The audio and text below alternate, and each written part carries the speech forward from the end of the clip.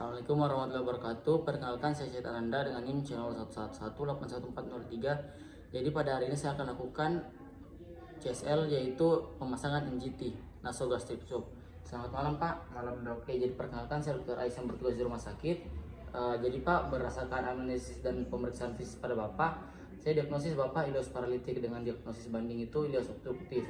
Nah, ileus paralitik ini Bapak itu mengalami gangguan pada pergerakan ususnya Bapak, jadi makanan sulit dicerna sehingga dapat menyebabkan penyumbatan pada usus. Nah, nanti sebentar kita akan lakukan pemasangan NGT. Tujuannya itu untuk mengeluarkan kelebihan cairan makanan serta gas di dalam saluran cernanya Bapak. Nah, ini juga untuk kita pastikan Bapak kecukupan cairan dan mencegah dehidrasi. Dan nanti saya akan pasangkan selang dari hidung sampai ke lambungnya Bapak.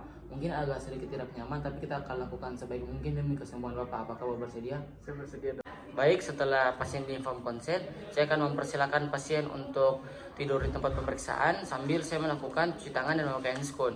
Nah, setelah itu pertama-tama saya akan melakukan persiapan alat terlebih dahulu. Ada spoid, ada jelly, ada plester, ada wadah pembuangan, stetoskop, dan juga NGT. Nah, pertama-tama saya akan melakukan pengukuran pada batas lambung dengan menggunakan NGT. Nah, untuk posisi pasien sendiri, pasien biasanya duduk dengan kepala sedikit menekuk ke depan. Jika pasien tidak sadar, maka kita posisikan pada pasien terlentang. Nah, pertama saya akan lakukan pengukuran mulai dari hidung sampai ke telinga. Setelah itu saya akan lakukan pengukuran lagi dari telinga ke processus sigmoideus untuk menentukan batas NGT saya masukkan. Nah, kemudian saya akan memberi tanda. Setelah itu, setelah saya sudah tentukan panjang NGT yang akan saya masukkan, saya akan memberinya jelly. Nah, setelah NGT telah diberikan jelly, saya akan memasukkan melalui hidung perlahan sampai ke lambung. Ini kita lihat dari batas yang sudah kita tentukan terlebih dahulu.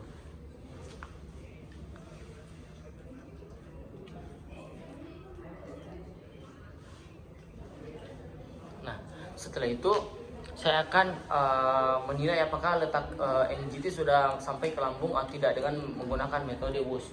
Nah, di sini saya akan aspirasi dengan menggunakan stetoskop, aspirasi udara sebanyak 10 cc. Kemudian saya akan menggunakan stetoskop dan meletakkannya pada setinggi epigastrum kiri. Nah, setelah saya aspirasi udara, saya akan memasukkan udara tadi dengan cepat agar saya mendengar bunyi wus pada stetoskop.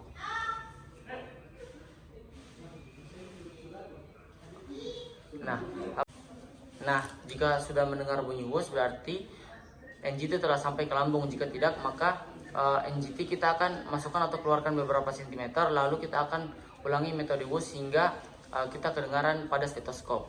Nah, setelah itu kita akan fiksasi NGT pada hidung dengan menggunakan plester.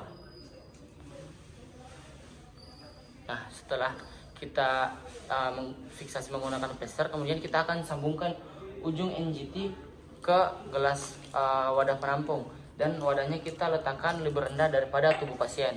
Nah, setelah itu kita akan membuka handskon dan melakukan cuci tangan rutin 6 langkah. Nah, kalau untuk farmakoterapinya sendiri, kita biasa gunakan metoclopramid, gunanya itu untuk merangsang usus sehingga meredakan mual dan muntah. Terima kasih.